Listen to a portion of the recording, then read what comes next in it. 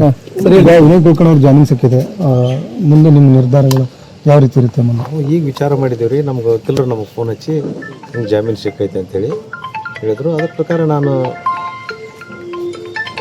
ಬಸವರಾಜ್ ಅವ್ರ ಕಡೆ ಬಂದೆ. ನಾನು ಏನಿಲ್ಲ, ಅವ್ರಿಗೆ ಜಾಮೀನು ಸಿಕ್ಕಿದ್ದು ಕೋರ್ಟ್ ಅವ್ರಿಗೂ ಒಂದು ಥರ ಕಾನೂನು ಐತಿ, ನಮಗೂ ಒಂದು ಥರ ಕಾನೂನು ಐತಿ. ಯಾಕಂದ್ರೆ ಈಗ ನಾವು ನಮ್ಗೆ ನ್ಯಾಯ ಸಿಗ್ತೈತೆ ಅಂತೇಳಿ ನಾವು ಹೋಗಿದ್ದೀವಿ, ನಮ್ಗೆ ನ್ಯಾಯ ಸಿಕ್ಕಿತ್ತು.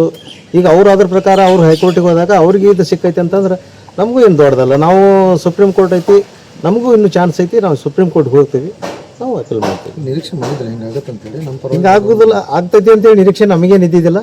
ಯಾವ ಕಾರಣಕ್ಕೆ ಅವ್ರಿಗೆ ಜಾಮೀನು ಕೊಟ್ಟಾರ, ಸ್ಟೇ ಕೊಟ್ಟಾರ ಅನ್ನೋದನ್ನು ನಮಗೇನು ಗೊತ್ತಿಲ್ಲ. ಅದನ್ನು ನಾವು ತಿಳ್ಕೊಂಡು ನಮ್ಮ ಇದ್ರ ಮುಖಾಂತರ ನಾವು ಹೋರಾಟ ಮಾಡ್ತೀವಿ.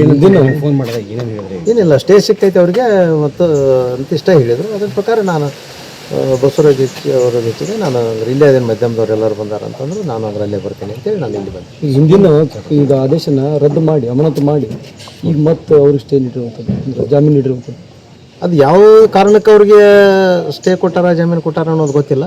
ಅದನ್ನ ತಿಳ್ಕೊಂಡು ನಾವು ಅವ್ರಿಗೆ ಸುಪ್ರೀಂ ಕೋರ್ಟಿಗೆ ನಾವು ಅದನ್ನು ಅಪೀಲ್ ಮಾಡ್ತೀವಿ. ಈಗ ಸ್ಟೇ ಅದು ತಾತ್ಕಾಲಿಕ, ಅವರು ಅದನ್ನು ನೋಡ್ಕೊಂಡು ನಾವು ಇದು ಮಾಡ್ತೀವಿ. ನಾವು ನಮಗೆ ನ್ಯಾಯ ಸಿಗುವವರೆಗೆ ನಾವು ಹೋರಾಟ ಮಾಡ್ತೀವಿ, ನಿರಂತರ ಮಾಡ್ತೀವಿ. ಸುಪ್ರೀಂ ಕೋರ್ಟಿಗೆ ಹೋಗ್ತೀರಿ? ನಾವು ಸುಪ್ರೀಂ ಕೋರ್ಟ್ಗೆ ಹೋಗ್ತೀವಿ. ಸರ್, ಈಗ ತಾವಷ್ಟೇ ಹೋಗ್ತೀರಾ ಅಂದ್ರೆ ಯೋಗೇಶ್ ಗೌಡ ಅವರ ಪತ್ನಿ ಅವರು ಡಬಲ್ ಸ್ಟ್ಯಾಂಡ್ ನಿಲ್ಲುತ್ತೆ ಸರ್, ಮೊದಲು ಇಲ್ಲ, ಈಗ ಹೆಂಗೆ? ಅದು ನಾವು ಅವರಿಲ್ಲ, ನಮ್ಮ ಹೋರಾಟ ನಾವೇನು ಮಾಡಾಕತ್ತಿದ್ದೀವಿ ಅದ್ರ ಪ್ರಕಾರ ನಾವು ಹೋರಾಟ ಮಾಡ್ತೀವಿ.